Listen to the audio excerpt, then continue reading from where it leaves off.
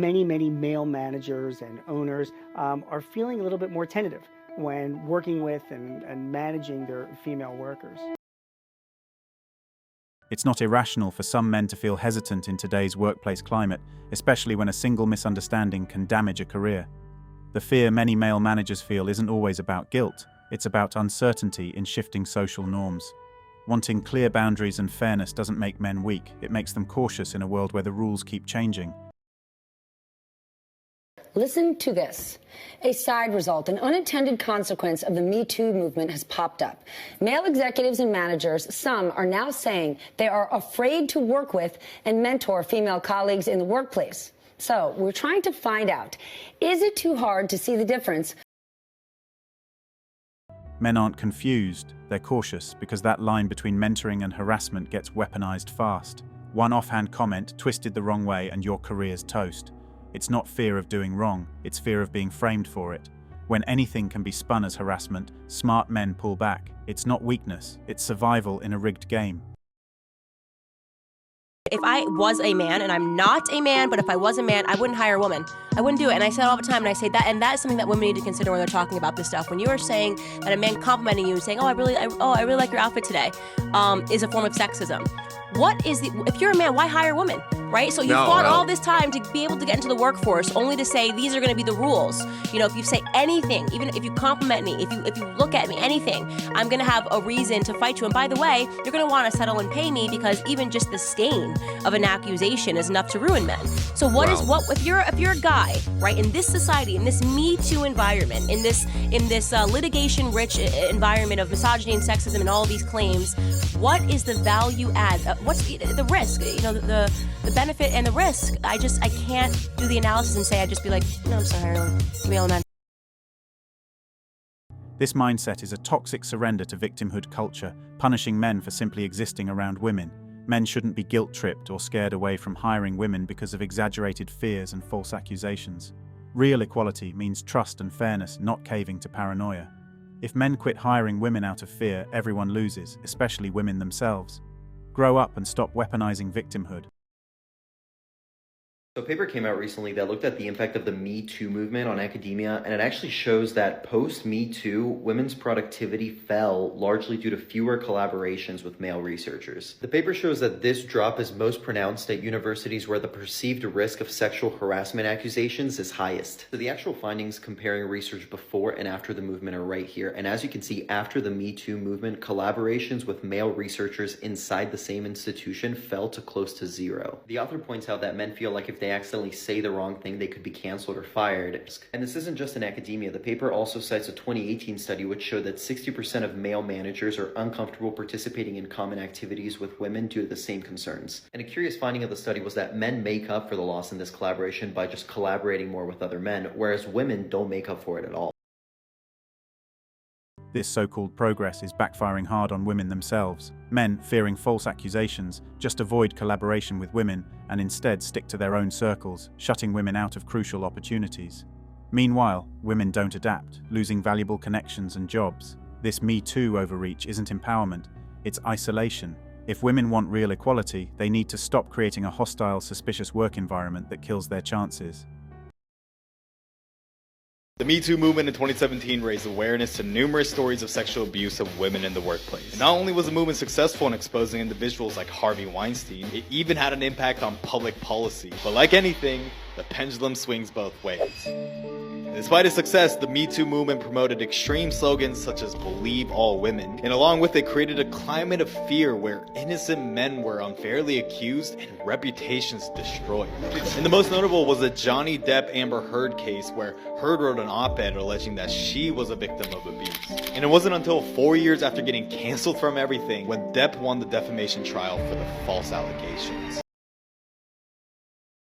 The "Believe all women" mantra weaponized justice, turning it into a witch hunt that ruins innocent men without evidence. The Depp-Heard saga exposes the dangerous reality. False accusations can destroy careers and lives, with no accountability until years later. This blind belief mentality is reckless and toxic, trampling fairness and due process in favor of performative victimhood. It must stop.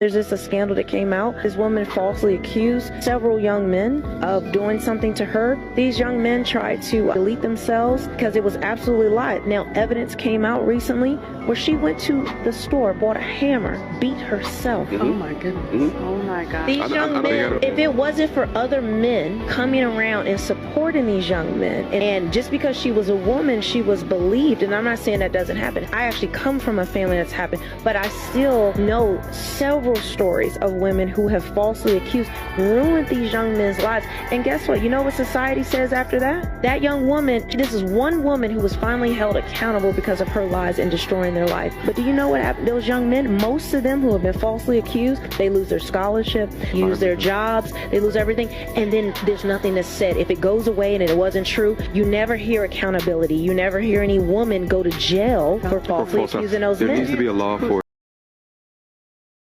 Absolutely brutal injustice. False accusations destroy innocent men's lives, scholarships, jobs, reputations wiped out, while the real culprit often walks free without consequence. Society's blind trust in women's claims without proof enables this abuse of power. We desperately need laws holding false accusers accountable, or else men will keep suffering irreparable damage with zero justice or protection. Enough is enough. And when folks say things like, believe all women, I have a question, why? Really, why? Because I am inclined to believe stories of sexual abuse, I really am. But when folks say believe all women, you can't believe all women any more than you can believe all men or believe any other group of people. And to suggest that women are inherently more believable than men is sexist. To say that men don't deserve the same due process as women is sexist. And I believe that men shouldn't act like pigs. I've been only advocating this since I was a teenager. I'm the only man in America who was a virgin until I was married and proud of it. I've been advocating for a higher standard of traditional behavior on the part of men, literally my entire public career. But that doesn't mean that you get to carve out a section of crimes that don't require evidence. This is spot on. Blindly believing all women not only dismisses men's rights but flips sexism on its head, assuming men are guilty by default. Justice demands evidence, not bias.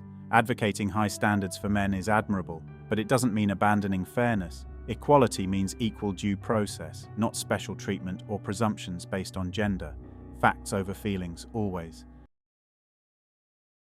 It looks like the world owes Trevor Bauer a big apology. Trevor was able to finally vindicate himself and prove what he had been saying all along, that he was innocent, and that this woman, his accuser, was nothing more than a liar. And Bauer's evidence was a bombshell. Next victim, star pitcher for the Dodgers. A text Lindsey Hill sent to a friend before she ever even met me. Then, after the first time we met, net worth is 51 mil. Bitch, you better secure the bag, was the response. But how was she gonna do that? Need daddy to choke me out, she said, being an absolute whore to try to get in on his 51 million. The interesting part, no one for a second questioned her story. I have to ask, what does that say about our society and its attitudes towards men? That they are all deemed to be scumbags if a woman says so? The Me Too movement, which originally gave way to give a voice to actual victims, has now transformed into a manipulative tactic for women to make excuses for their own degenerate and immoral behavior. And the Me Too movement, it's clear it means nothing anymore, except to strip innocent men of their power. This case screams how toxic the current culture is. Men are instantly branded scum based on unproven female accusations, no questions asked. Trevor Bauer's vindication exposes the dark side of #MeToo, a movement hijacked by some to exploit the system for selfish, manipulative gains. It's a disgrace that innocent men suffer while women with ulterior motives get a free pass. Society needs a serious wake-up call.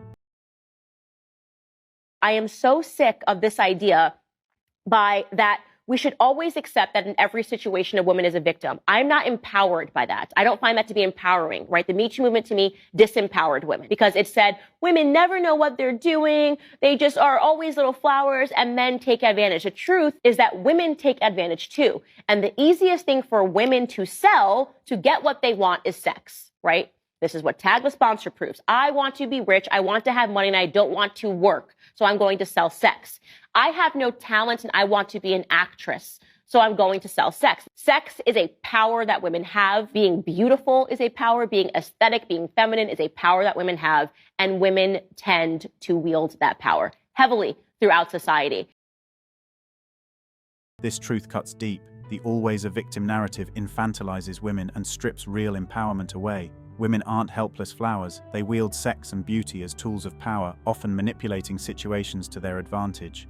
Ignoring this reality only fuels hypocrisy. True empowerment means owning all aspects of influence, not hiding behind victimhood or pretending women are innocent angels in a ruthless game. Thanks for watching Manhood. If you want access to exclusive episodes and want to support the channel, hit that join button and become a member. Don't forget to like, subscribe, and share this video if it hit home. Drop your stories and thoughts in the comments. We read everyone. See you tomorrow.